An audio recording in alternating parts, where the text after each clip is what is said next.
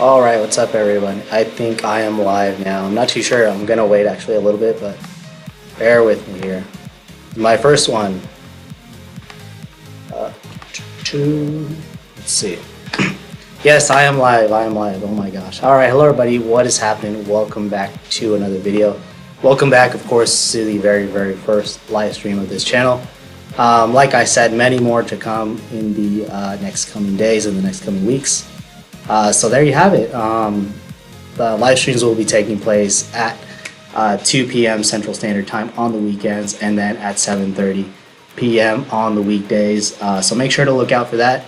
The only exception that I have to say is that at several times during the week or during the weekend, I won't be able to do them because of work. Yes, I do have a job. I do have a real job. So I won't be able to make it, unfortunately, in those times. I will let you know, of course, in advance when I won't be able to make it.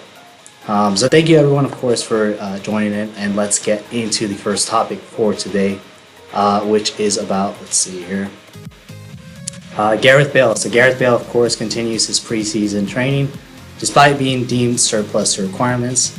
Now, this is quite surprising, you know, when you think about it, because at the beginning of the transfer window, you wouldn't have thought Gareth Bale would have been here at this stage in the transfer window. But apparently he's still here, he's still at Real Madrid, and that just creates a huge quandary for us, you know. When you look at the transfer activity, we've had this transfer window, you would think he would be gone, you'd think he wouldn't be here, but he's still at the club. And so what happens then? Well, we have to look at a future with Gareth Bale. That means that Gareth Bale will look to remain at the club. He will have to work extra hard to prove his detractors wrong, because right now he is in a precarious situation where it hasn't fully worked out at Real Madrid, but hopefully it will in the next, in the next few, I would say in the next few weeks. Hopefully he can prove his haters wrong. Hopefully he could, work extra hard to do that. But from what I saw last season, from what I gleaned in the end of the season, that wasn't the case. We saw Gareth Bale that was pretty dismal for that last time of the season. He looked pretty short on confidence. Things just weren't going out for him, or just weren't working out for him. And at the end, I mean, he looked like a player who looked to be on his way out. But it seems like he's going to stay. He did stay at the. Yeah, that's right. No one will pay that price for someone who's always injured. I mean, that's the thing with Gareth Bale. He's unreliable. It's so hard to depend on this guy. And I guess that's the thing that Zinedine Zidane has found out, and then his attitude towards the end of the season wasn't so great. So that's the thing with Gareth Bale, that's the thing, we'll have to probably stick with him. But right now, of course, he's deemed surplus to requirements, but it is what it is. It is what it is. So let me talk about, of course, the next subject here, which is about Paul Pogba. So Paul Pogba, of course, has been linked with us for a while now. Great player on his day, Paul Pogba. We know he's world class. We know he's got the world class talent. He's got everything it takes to succeed at a top club. But when you're at Manchester United and you're surrounded by these players, you look at the likes of Ashley Young, you look at the likes of Phil Jones, Chris Smalling. How can you succeed in a club like that, in a club so precarious? You have also Matic, who's dwindling down. I mean, it just hasn't worked out. Manchester United has it. So at the end of the day, it's I think he's bound to leave. I think this is going to happen. But now Manchester United have increased their price up to 180 million euros.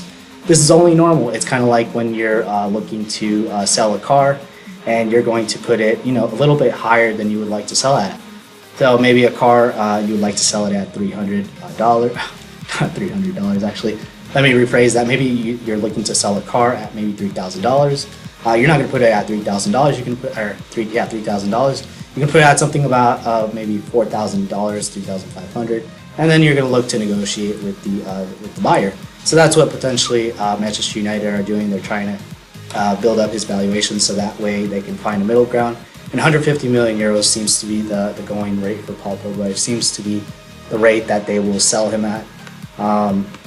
Exactly. He needs a new team with ambition. Manchester United, they have no ambition whatsoever. It's just not going good. And you know, the thing is, Manchester United could have prevented all of this if they would have made some very astute transfers. The only problem is that Manchester United have gotten, I believe, a kid from Swansea City who has no experience in the Premier League, and Wan-Bissaka, who is a right back, who, I mean, looks to be promising, but really, when you look at the situation of Manchester United, you need a lot more than that. You need a lot more than just those two signings. You need, I believe, a center back. Possibly, you're looking at maybe a left back. I believe Luke Shaw got injured this morning in the preseason. So, I mean, the only replacement there is Ashley Young. You maybe look at the right wing position. It's not going good for them. So obviously, Paul Pogba will decide to move. You know, he's seeing that things are not building up, that things are very, very stagnant at the club. So he will look to move on pretty soon. And I think this is imminent. Paul Pogba, he will come to he will come to Real Madrid. And for me, I said 80 to 90% at the beginning, but now I think it's going to be, I would say it's in the 95% range. I mean, gosh, with everything that he said, I think Paul Pogba will be looking to move out of the club that he's in. Like I said, it's just a very bad situation to be in, especially when you know there's your levels above everyone else. I mean, how can you stay in a club like that?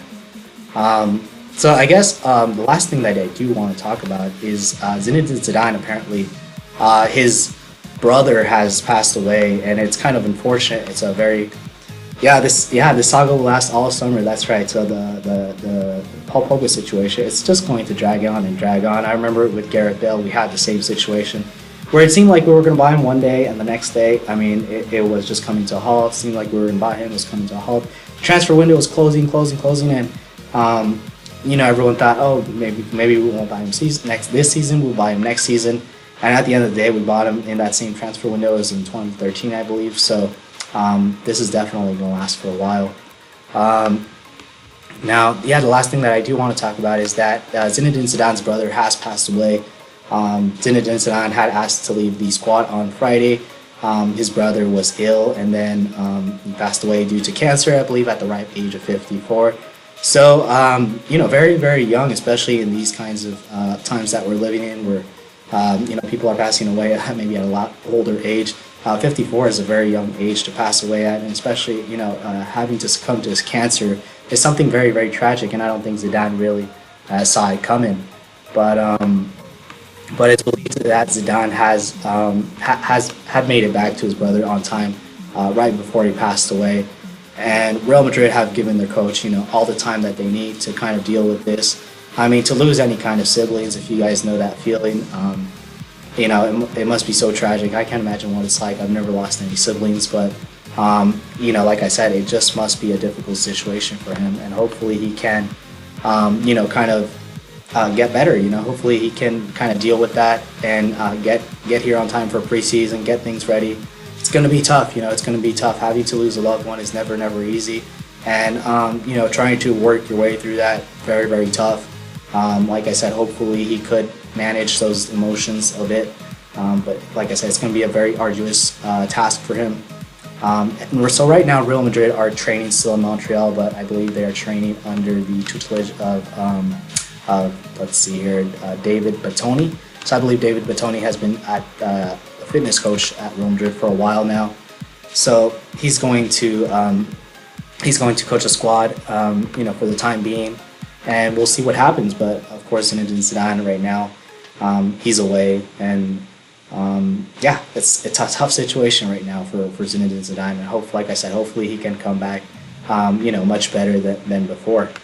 I believe that's all I have to say. I'm probably going to end it pretty soon. The only thing maybe that I do want to mention, family first, definitely. That aspect never kind of fully goes away. The family is always first, and we totally understand Zinedine Zidane. Hopefully things will go better. It doesn't go better necessarily, but you just learn to accept it. You just learn to move on. Hopefully he can do that. Always a tough situation. I'm going to end it pretty soon. The thing that I do want to mention, however, is that I recorded a podcast with an individual, and of course I said this before, but I just want to reiterate this. I believe it's this one. Yes, Los Merengues TV. So I recorded a podcast with him, talking about the upcoming season with Real Madrid, what the upcoming season holds. So make sure to check out his channel. We're gonna have segments and questions up, and it's going to be in little little bits and pieces. We're not gonna put the whole podcast out. So of course, make sure to check out his channel. Make sure to subscribe to his channel. And let me just pull that up really quick. Let's see here if I can get it. There you go. So that's what his channel looks like. Los Merengues TV. Got a few videos already, and a few relevant videos, a few topical videos, talking about Real Madrid relating content and things like that. So make sure to check out his channel. And I think that's all I have for you guys today. So of course, thank you guys, for watching. And I will be putting out more and more live streams. This will be pretty much the platform that will be going on for the subsequent streams or for the subsequent days. It'll always be like this, and always at 2 p.m. on the weekends, and then 2 p.m. on the weekends, and then 7:30 p.m. Central Standard Time in the U.S. Here. So this is the platform. Obviously, I just wanted to make it a lot more interactive for people. Want to talk with you guys, let you guys want to know your opinions about things. And so of course, let me know in the comment section below what you guys think about this. Is this a good idea? Do you guys like pre-recorded content better? Of course, please let me know in the comment section below. And that's all I have for you guys today. So of course, thank you guys for watching, and have a good